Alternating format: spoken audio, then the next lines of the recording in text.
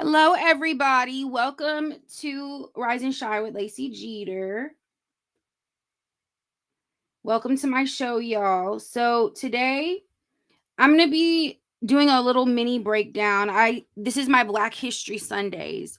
So on Black History Sundays, I talk about different events in history. I talk about African American history and things that have happened that have definitely shaped our country, the United States of America. So today we're going to be talking about the Jim Crow laws era because I think a lot of people need a refresher on this era because of everything that has been going on right now in the media, with everything that has happened with Charlie Kirk and everything's happening with Trump. There's a lot of discussions about, should we bring this segregation, separate but equal mentality back, right?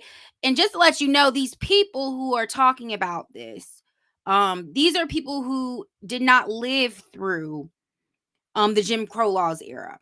Like Charlie Kirk himself, who passed away, right? Not wishing death on anybody. He kind of was speaking of this type of mentality. He kind of had these type of ideologies where he felt like we needed to be separated. That's why they didn't want DEI, because they don't want people being together. They don't want people to have peace together. They don't want different races, different backgrounds, different religions, different anything really mixing, right? So I wanted to talk about the Jim Crow's laws era for that reason today. All right.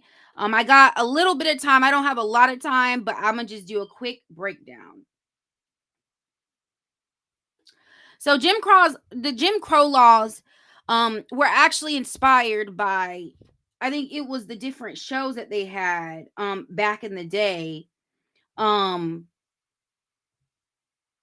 it was Plessy versus Ferguson.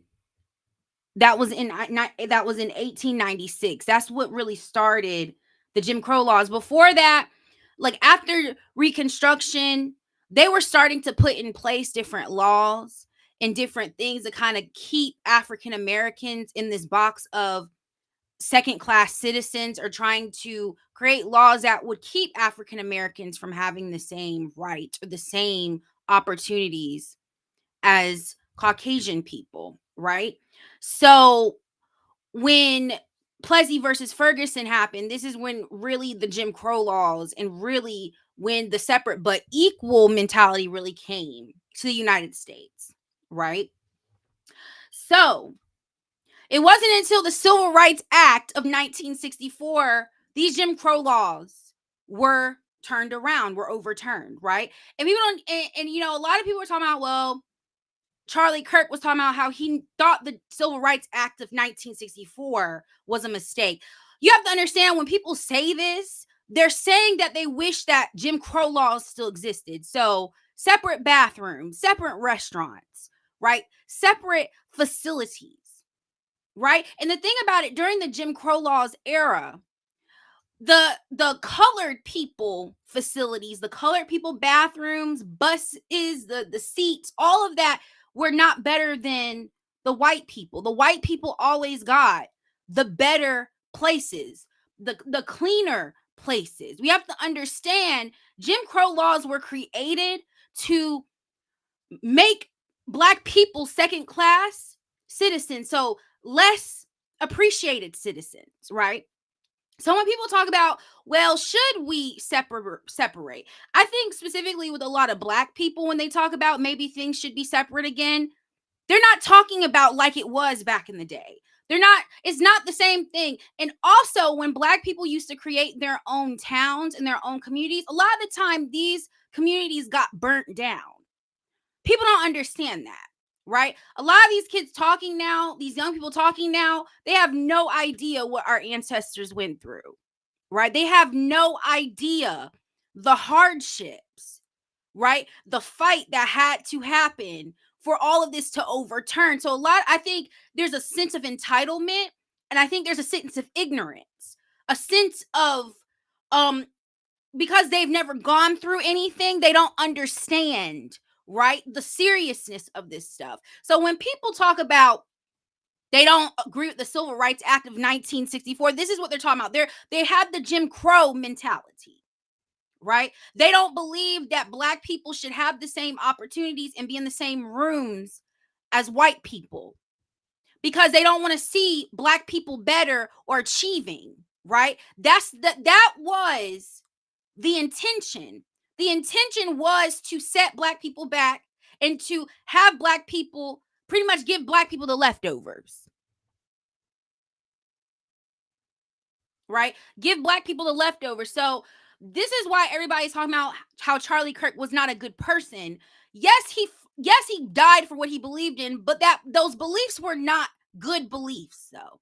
There were beliefs that were before the Civil Rights Act. It was during segregation when Black people were being lynched and all this stuff, right? So I'm going to show y'all a little video. It's about 1 minute because I don't have much time because I do have a job I have to go into. But I'm going to show y'all this video real quick, just kind of breaking down the Civil Rights Act. Well, not the Civil Rights, I'm sorry. Breaking down the Jim Crow laws era before the Civil Rights Act. When the American Civil War ends, the U.S. government enters Reconstruction with 3 amendments to the Constitution. Slavery is abolished, and former slaves are granted citizenship and the right to vote. At the state and local level, white Southern Democrats implement laws to suppress the political and economic gains made by African Americans. Under the Separate but Equal Clause, the U.S. Supreme Court legitimizes segregation and social discrimination, treating Black people as second-class citizens. Known collectively as Jim Crow laws, after a racial depiction performed in blackface, these laws reinforce racial prejudice and deny rights to Black people in the United States. Federal legislation brings the Jim Crow era to an end, yet its long shadow still looms large over the struggle for equality. At Shriners Children's, we're home to the world's leading pediatric orthopedic care. Because so many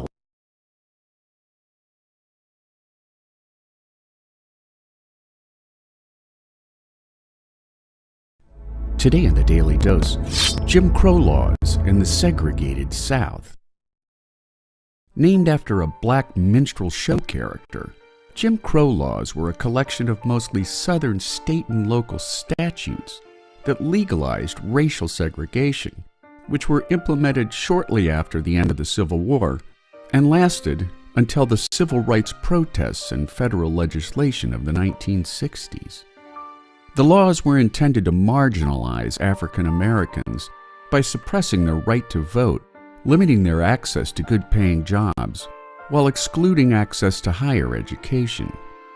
Those who attempted to shirk the laws often faced arrest, fines, jail time, violence, and even death. In 1896, the first legal attempt to repeal Jim Crow laws was upheld in the case of Plessy v. Ferguson, in which the U.S. Supreme Court laid out its separate but equal doctrine, affirming racial segregation in public facilities, including the coaches of interstate trains and buses. Facilities for African Americans were routinely inferior and underfunded compared to facilities maintained exclusively for whites. While the laws as a whole institutionalized economic, educational, and social disadvantages for African Americans living in the South, segregation was also adhered to in the U.S. military, while in 1913, Southern Democratic President Woodrow Wilson initiated national segregation policies in federal workplaces. Southern statutes continued to impose poll taxes on Black Americans, attempting to suppress them from voting in local, state, and national elections.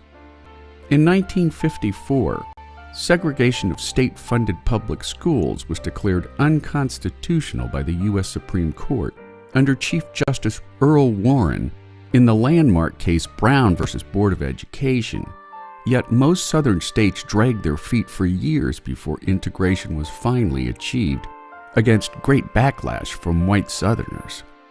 In 1964, the Warren Court continued to rule against Jim Crow laws in other cases such as Heart of Atlanta Motel Inc. versus United States. The last vestiges of Jim Crow laws came to an end when they were overruled by the Civil Rights Act of 1964, followed by the Voting Rights Act of 1965, bringing to an end white America's long and stained history of racial suppression against black Americans. And there you have it, Jim Crow laws in the segregated South, today in the Daily Dose. If you like learning something new every day,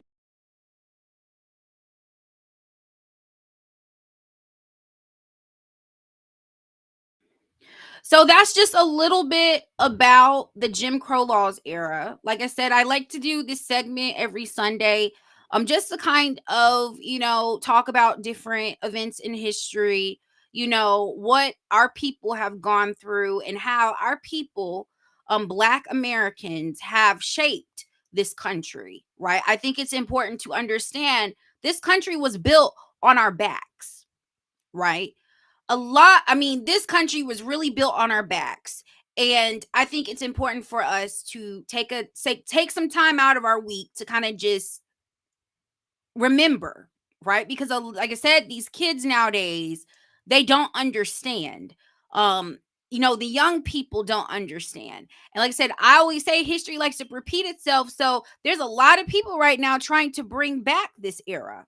They don't want to see Black people win, right? They don't want to see Black people have the same opportunities and living good and having money and being successful and educated. That's why they've been attacking the HBCUs, because they know HBCUs are creating very smart, intelligent, and successful Black people, right? So many people have graduated from HBCUs, including both of my parents.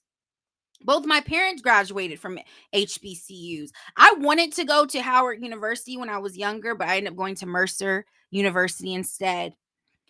Because it was so far as in Washington, D.C. And I always said to myself, when I go back to graduate school, I'm going to Howard University. I always say, if I'm going to go back and get my master's degree or get my PhD, it's going to be Howard University.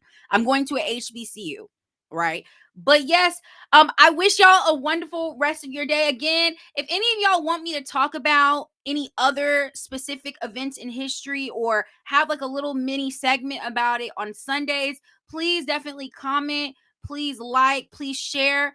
Again, I really appreciate the support. I'm trying to build my community. I'm trying to, build my following. This show has been going on for a week now. I started this show it's been about a week. So I'm really happy that so far with everything. Again, we're going to continue doing our segments every single day, every morning. And when I can't do a show in the morning, I'll always update about it. I'll always go live at night. But yes, I wish y'all a wonderful rest of your Sunday. God bless. And, I hope to see y'all soon.